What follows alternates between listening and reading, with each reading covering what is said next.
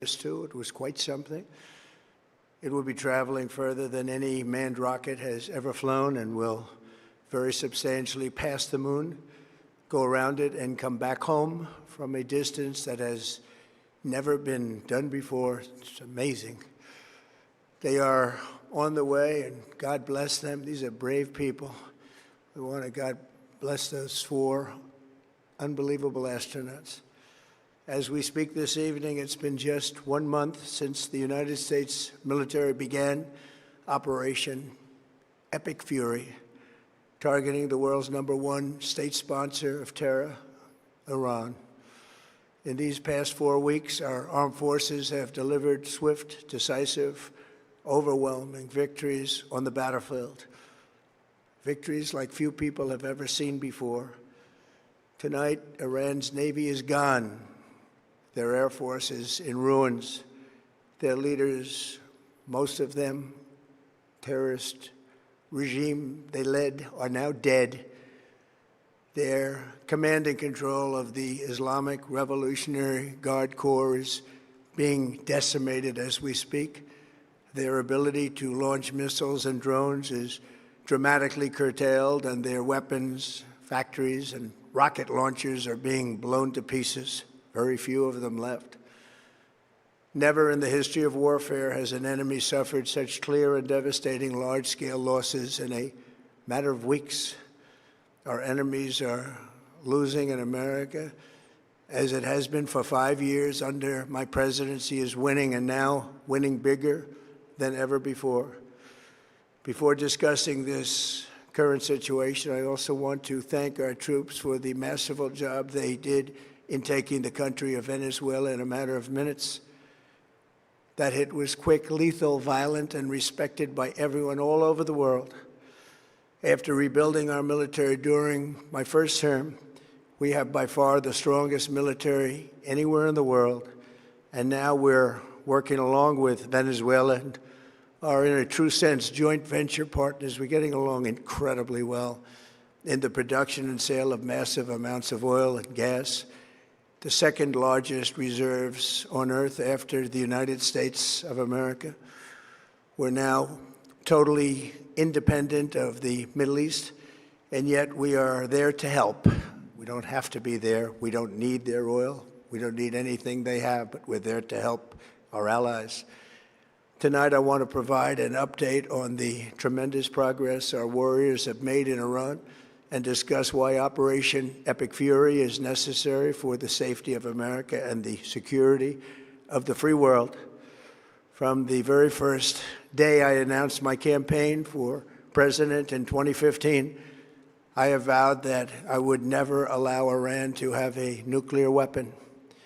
This fanatical regime has been chanting death to America, death to Israel for 47 years. Their proxies were behind the murder of 241 Americans in the Marine barracks bombing in Beirut, the slaughter of hundreds of our service members with roadside bombs. They were involved in the attack on the USS Cole, and they carried out the countless other heinous acts, including the just horrible, bloody atrocities of October 7th in Israel, something that most people have never seen anything like it.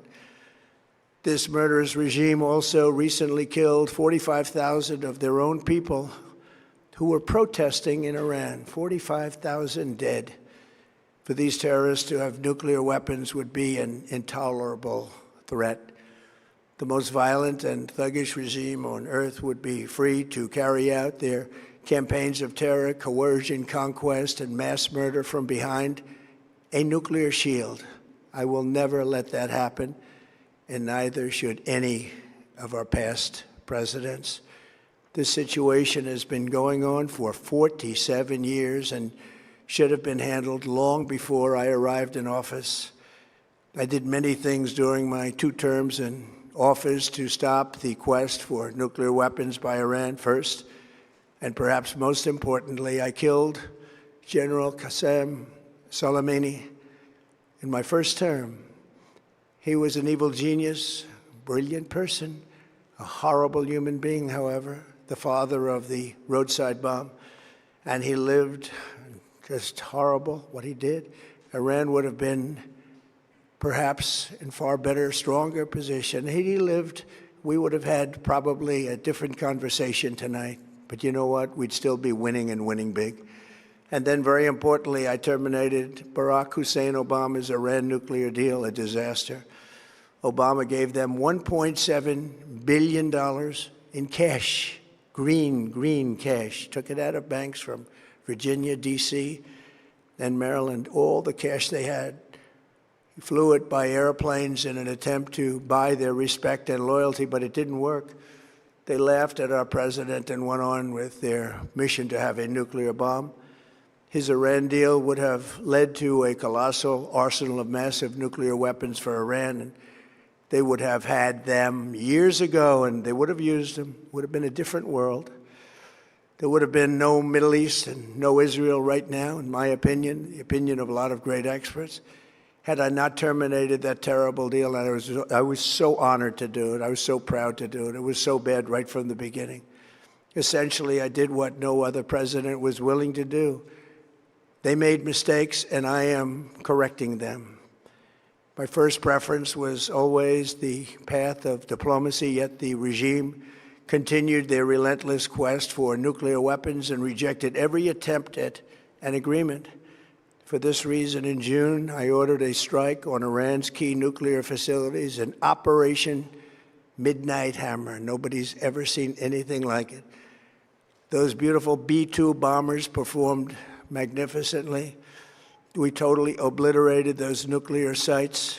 The regime then sought to rebuild their nuclear program at a totally different location, making clear they had no intention of abandoning their pursuit of nuclear weapons. They were also rapidly building a vast stockpile of conventional ballistic missiles and would soon have had missiles that could reach the American homeland, Europe, and virtually any other place on Earth. Iran's strategy was so obvious. They wanted to produce as many missiles as possible, and they did, with the longest range possible. And they had some weapons that nobody believed they had. We just learned that out. We took them out. We took them all out so that no one would really dare stop them. And their race for a nuclear bomb, a nuclear weapon like nobody's ever seen before. They were right at the doorstep. For years, everyone has said that Iran cannot have nuclear weapons, but in the end, those are just words if you're not willing to take action when the time comes. As I stated in my announcement of Operation Epic Fury, our objectives are very simple and clear. We are systematically dismantling the regime's ability to threaten America or project power outside of their borders. That means eliminating Iran's Navy, which is now absolutely destroyed, hurting their Air Force and their missile program at levels never seen before, and annihilating their defense industrial base. We've done all of it. Their Navy is gone. Their Air Force is gone. Their missiles are just about used up or beaten. Taken together, these actions will cripple Iran military, crush their ability to support terrorist proxies, and deny them the ability to build a nuclear bomb.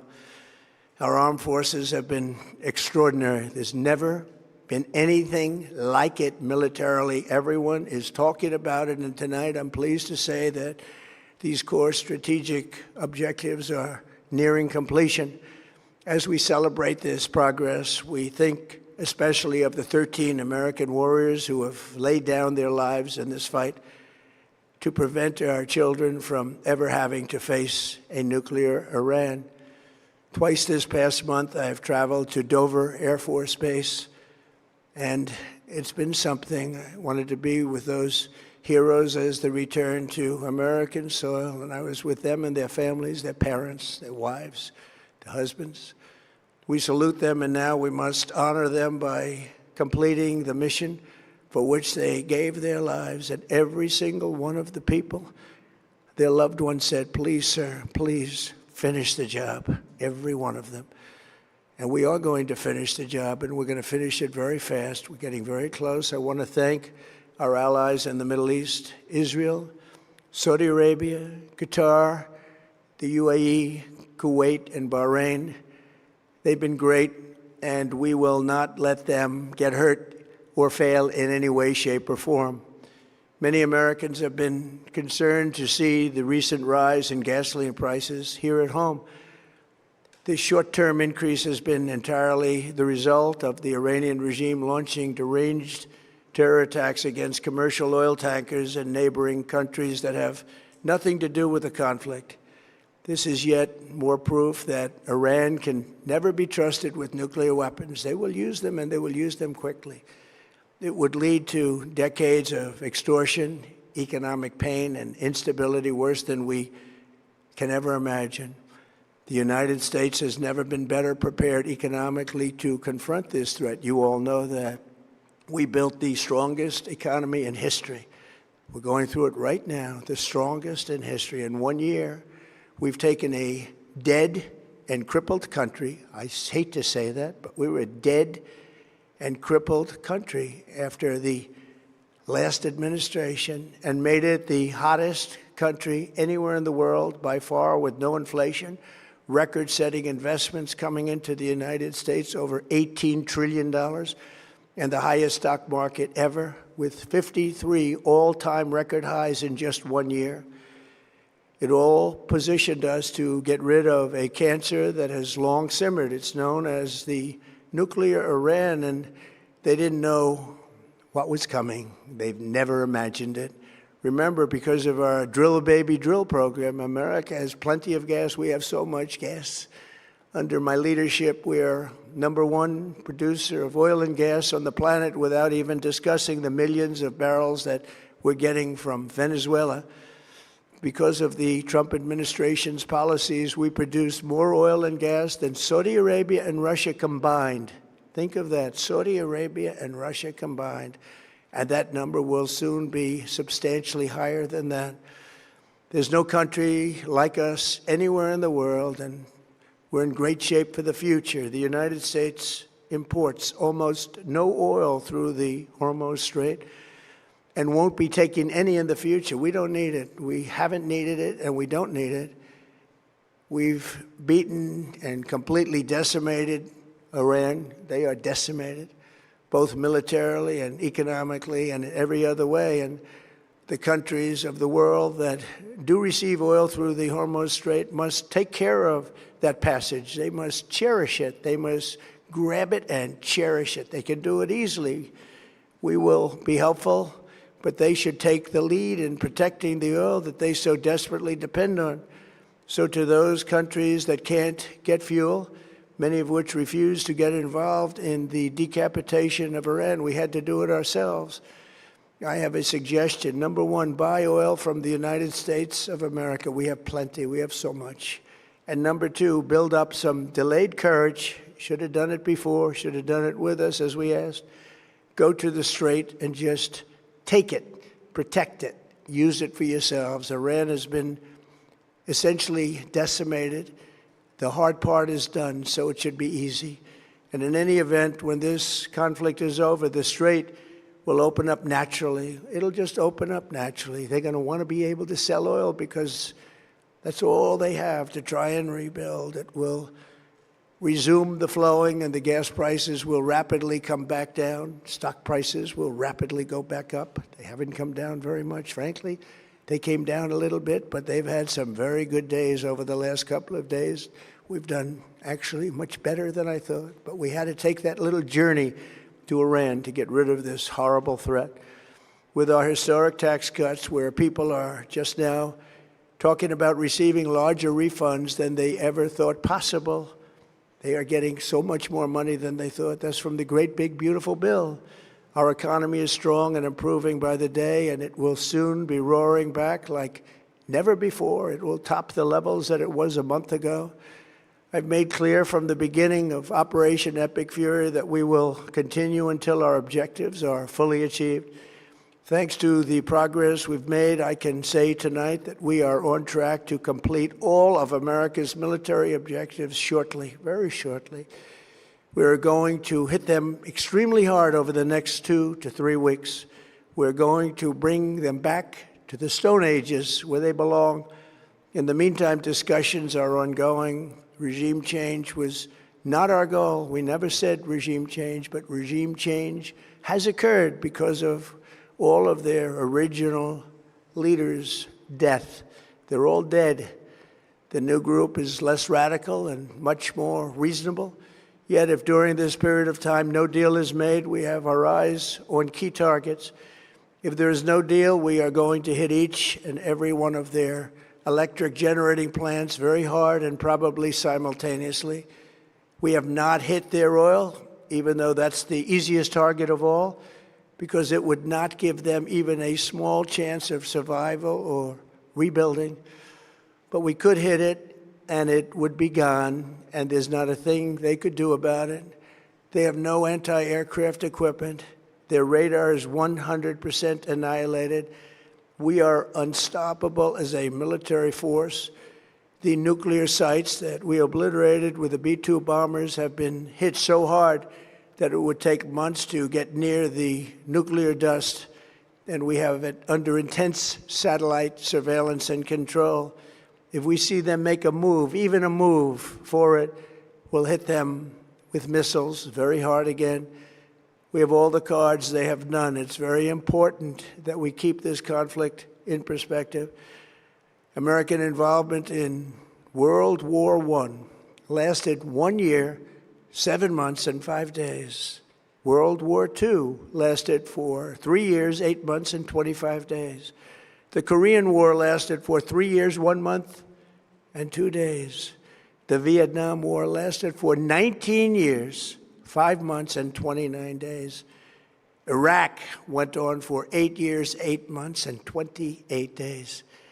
We are in this military operation, so powerful, so brilliant, against one of the most powerful countries for 32 days. And the country has been eviscerated and essentially is really no longer a threat. They were the bully of the Middle East, but they're the bully no longer. This is a true investment in your children and your grandchildren's future. The whole world is watching, and they can't leave the power, strength, and brilliance. They just can't believe what they're seeing. They leave it to your imagination, but they can't believe what they're seeing, the brilliance of the United States military. Tonight, every American can look forward to a day when we are finally free from the wickedness of Iranian aggression and the specter of nuclear blackmail. Because of the actions we have taken, we are on the cusp of ending Iran's sinister threat to America and the world. And I'll tell you, the world is watching. And when we do, when it's all over, the United States will be safer, stronger, more prosperous, and greater than it has ever been before. May God bless the men and women of the United States Armed Forces, and may God bless the United States of America. Thank you very much, and good night.